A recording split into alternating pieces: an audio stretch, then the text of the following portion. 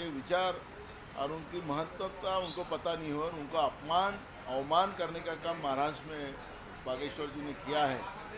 उसी का सवाल हमने सरकार को पूछा है और राज्य के मुख्यमंत्री और राज्य के उप मुख्यमंत्री को हमने खत लिखा है। उनको हमने कहा है कि जो महाराष्ट्र के नहीं तो देश के नहीं तो दुनिया के, क्योंकि संत श्रेष्ठ तुकाराम महाराज जी, इनका जो दायरा है वो बहुत बड़ा है। उनकी विचारधारा को आज भी हर संत उसको अपनाते हैं और ये हमारे महाराष्ट्र से है।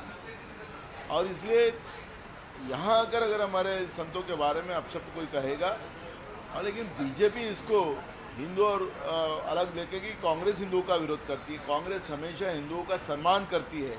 मैं खुद कांग्रेस का अध्यक्ष हूँ महाराष्ट्र प्रदेश का, मैं खुद हिंदू हूँ। जब बीजेपी का पाप का हंडा फूटना लगता है तब वो हिंदुओं को सामने लाते हैं और हिंदू के ही खुद सुरक्षक है। आज महाराष्ट्र में किसानों की आत्महत्या हो रही है तो हिंदू है, क्यों नहीं सामने आती है उनको बचाने के लिए, क्यों नहीं उनके लिए योजना बनाती है? वो सवाल का जवाब वो नहीं देंगे।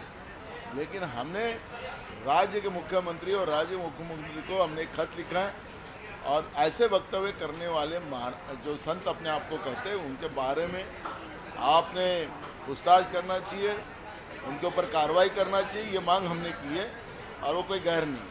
सर, राम कदम इन्होंने कहा है कि मतलब जो कांग्रेस पक्ष है ये डबल ढोल ताशा बजाने वाले पक्ष है। ऐसे में कमलनाथ भी इस बागेश्वर धाम में इन्होंने भी शिरकत की, तो वो गोंदू बाबा कैसे हुए? देखो, कमलनाथ जी ने वहाँ पे क्या शिरकत की हमें पता नहीं है, लेकिन महाराष्ट्र में आकर इस तरह का वक्तव्य जो किया जा रहा है और संत श्रेष्ठ तुकाराम महाराज जी के बारे में किया जा रहा है, उसका गुस्सा महाराष्ट्र की जनता में है। और इसलिए सरकार ने क्लियर करना चाहिए कि ऐसे जो कोई आता है और यहाँ के संतों के बारे में गलत बोलता है, ये कदापि हम सहन नहीं करेंगे। उन्होंने ये भी कहा है कि तुकाराम जी के बारे में हमने यदि कुछ वक्तव्य किए होंगे तो उनके मतलब विटनेस आपके पास में क्या है कि कौन से वक्तव्य की कोई क्लिप है क्या? आपके पास में कुछ प्रूफ है क्या? ऐसा भी उनका कहना है। आपके चैनलों के माध्यम से दिखाया गया, उनको दिखा देना था अपना चैनल से कि जिस तरह से वक्तव्य नागपुर में किया था तुकाराम महाराज जी के बारे में। तो ये झूठ बोलने वाली पार्टी बीजेपी, कल ही उनके एक विधायक ने विधान परिषद में कहा कि हमारे पास ऐसा निर्मा है कि भ्रष्टाचारी लोग हमारे पास आए कि उसको हम धो डालते हैं।